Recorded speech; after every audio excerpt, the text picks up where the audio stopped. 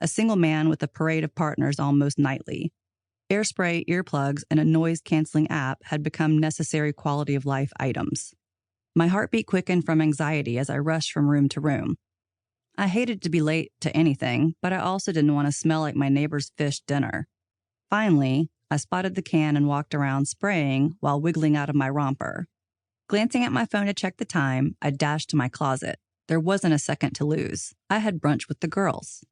10 minutes until you're late, I sang to myself, trying not to work up a sweat in the Florida humidity. The very idea of not being on time made my lungs feel like they were filled with cement. These days, everything triggered my anxiety. But instead of crumbling under the weight, I forced myself to take a deep breath. And when I threw open my wardrobe doors, the pressure lifted. My clothes hung neatly in a row. I took a mental inventory, pairing each potential outfit with complementing accessories, from over-the-top baubles to delicate heirloom pieces.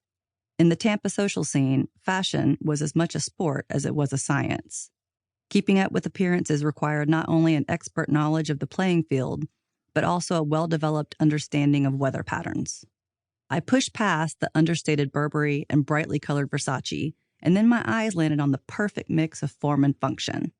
"We have a winner," I said to Kahuna, shimmying into an easy black maxi dress made even more perfect by the pair of hidden pockets.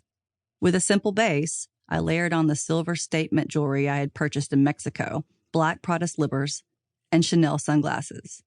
After fluffing my long chocolate brown hair, I twirled in front of the mirror, appraising the comfortable yet effortlessly sophisticated look. With a parting smile, I scooped up Kahuna and grabbed my keychain, heavy with keys. Racing from one temperature-controlled environment to another, I moved from the lobby to the car to the restaurant.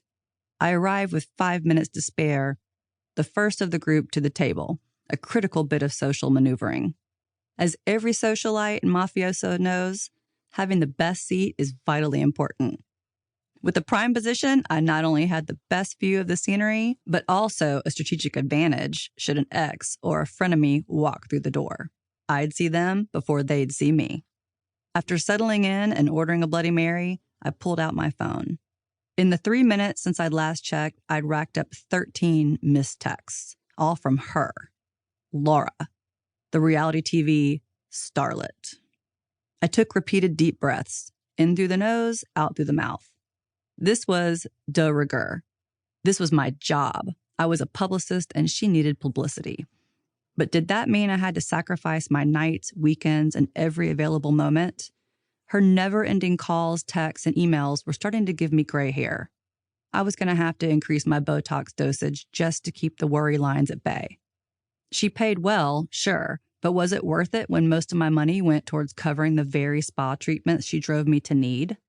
After shooting off a couple messages, I attempted to ignore the magnetic pull of the flashing notification. It was a sunny, mild day, and I vowed I would relax. Defying the vibration, I turned my chair to the side, making sure to stay under the giant umbrella. I loved the sun, but preferred to keep my fake tan out of its reach. Freckles were not my friend.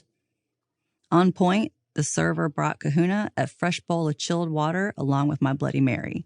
I made a mental note to increase his tip. "Relax, this isn't that difficult," I told myself, sipping on the humid autumn air and trying to enjoy the peaceful view of the park across the street, with its expansive banyan trees and tall, slender palms.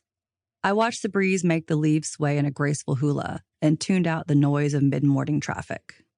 Instead, I listened to the sounds of people running and biking, the awkward-looking tourists on the Segway tour, the rolling bar with its boisterous pedaling occupants. The city was bustling with activity. The sidewalks were busy. The birds were busy. Even the sparkling bay water was busy. Sailboats were out in full force, and dolphin fins broke the crystalline surface off in the distance. The tables around me filled quickly, and I listened to the music of several conversations in various foreign languages,